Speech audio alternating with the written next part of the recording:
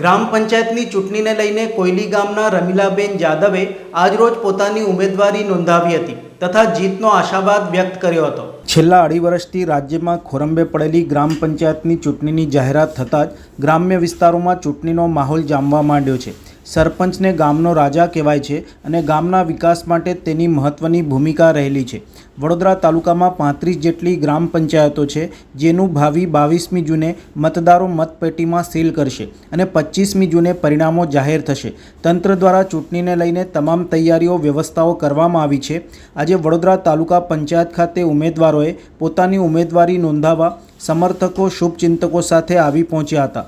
કોયલી ગામના રમીલાબેન જાદવે આજરોજ ફોર્મ ભરી ઉમેદવારી નોંધાવી હતી તથા લોકોનું ખૂબ જ સમર્થન પ્રાપ્ત થઈ રહ્યું છે, જે જોતા પોતાની જીતનો આશાવાદ પણ વ્યક્ત કર્યો હતો। હવે જે મારા હસબન્ડ રણજીતસિંહ જાદવ 5 વર્ષ રહી ચૂક્યા છે, એમના જે કામો બધા જે બાકી રહી ગયા છે એ પરિપૂર્ણ થાય અને વિકાસના કામો મારા કોયલી ગામમાં થાય એ માટે હું ઉમેદવારી પત્ર તરીકે રજૂઆત કરવા આવી છે। તો ગામજનોના વડીલો, ભાઈઓ, બહેનો એ બધાને લઈને હું પરિપત્ર પૂર્ણ કરવા આવી છું। બસ જીતને તો અમે બહુમતીથી જીતવાનો આશા કરીએ છીએ અને બહુમતીથી જીતીશું, કારણ કે ગામના વડીલો, ભાઈઓ, બહેનો બધા જ અમારી જોડે છે। જય હિન્દ, જય ભારત। રમીલાબેન રણજીતસિંહ જાદવ। ઘણા ટાઈમ પછી આ આપણા રાજ્ય સરકારમાંથી આજે સરકારશ્રીનું જે એક ચૂંટણીનું આજે એક પરિપત્ર બહાર પડ્યું છે કે હવે દરેક ગામડાઓમાં ચૂંટણીઓ થશે।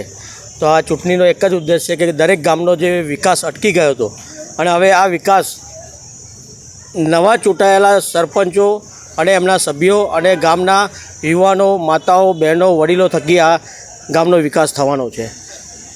અગાઉ મને 5 વર્ષ મળ્યા ત્યારે પણ અમે ગામનો વિકાસ ઘણો બધો કર્યો છે। એ અમારા ગામના બધા જ વડીલોને પણ ખબર છે કે અમારા ગામની અંદર જે પહેલાં હતું એના કરતાં બી સારું થયું છે। હવે અમારા સુરેશભાઈ છે, અમારા જે સરપંચમાં અત્યારે રમીલાબેન ભરવાણા છે, અને અમારા ગામના નાત જાત ભેદભાવ રાખ્યા વગર અમે 5 વર્ષ અમારી ટર્મ પૂરી કરી છે અને હવે પછીના નવા સરપંચ જે ચૂંટાય એમના માટે પણ અમે સેવાકીય પ્રવૃત્તિ અમારા ગામ માટે ચાલુ રાખીશું। જય હિન્દ, જય ભારત। 2.5 વર્ષની અંદર જે વિકાસના કામો જે અટકી ગયેલા છે, ખરેખર ગામડાનો વિકાસ જ નથી થયો, એટલે હવે પછી જે સરપંચ ચૂંટાશે અને ખરેખર ગામનો વિકાસ થશે। રણજીતસિંહ જાદવ, કોયલી, માજી સરપંચ।